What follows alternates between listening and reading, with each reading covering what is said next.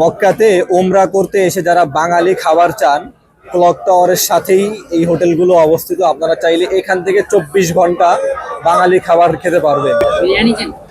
বাংলাদেশি বিভিন্ন মাছ মাংস সহ এবং কয়েক পদের আপনারা বিরিয়ানিও পেয়ে যাবেন এইখানে। আসসালামু আলাইকুম রহমতুল্লাহ, কি অবস্থা সবার, কেমন আছেন? আলহামদুলিল্লাহ, আমি বেশ ভালো আছি। আমি শেখ আহনাব বলতেছি মসজিদুল হারাম মক্কাতুল মুকাররমা থেকে। অনেকেই হজ উমরাতে এসে বাঙালি খাবার খুঁজেন, মক্কার আশেপাশে বা মসজিদুল হারামের আশপাশেই বাঙালি খাবার খুঁজেন, কিন্তু আপনারা বাঙালি খাবার খুঁজে পান না। আর সাধারণত আমরা মাছে ভাতে বাঙালি, আমরা বাঙালি খাবার ছাড়া আমাদের চলা একটু মুশকিল। তো এই জন্য আজকে আপনাদেরকে দেখাবো মক্কাতে মসজিদুল হারামের সাথে যে ক্লক টাওয়ারের সাথেই আপনারা এইখানে 24 ঘন্টা বাঙালি খাবার পেয়ে যাবেন এবং খুবই সুস্বাদু মানের মানসম্মত খাবার। আপনারা ভিডিওটা সম্পূর্ণ দেখেন, আমি লোকেশন সহকারে আপনাদেরকে দেখিয়ে দিচ্ছি ইনশাআল্লাহ। এই যে দেখতে পাচ্ছেন আপনারা বিশাল মাপের যে ক্লক টাওয়ারের সাথেই অবস্থিত, অনেকেই চিনবেন আল সাফওয়ান টাওয়ার।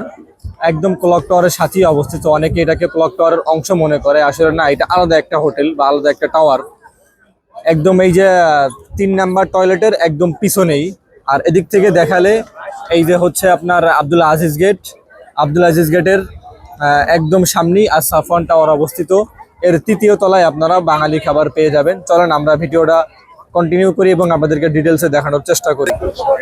এই যে দেখতে পাচ্ছেন আর সাফওয়া টাওয়ারে ঢোকার এটা হচ্ছে গেট, এবং ওই পাশ থেকেও ঢোকা যায়। আপনারা যখন আব্দুল আজিজ গেটের থেকে আসবেন এই ছোট রাস্তা দিয়ে, এই জন্য এই পাশ থেকে আসলে আপনাদের এইখান থেকে ঢুকতে বেশি সহজ হবে। আপনারা এখান থেকে সোজা ঢুকেই দেখবেন সিঁড়ি আছে বা এক্সেলেটার আছে, এখান থেকে আপনারা একদম 3য় তলায় চলে যাবেন।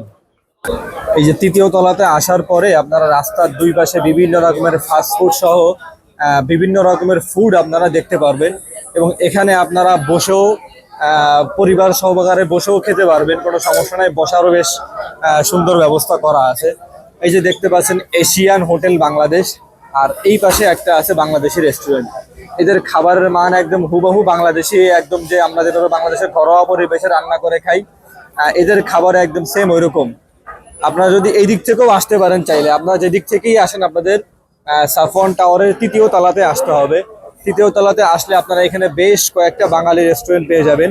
মসজিদুল হারামের আশেপাশে আমার জানা মতে আশেপাশে আর কোনো বাঙালি রেস্টুরেন্ট নেই এখানে ছাড়া।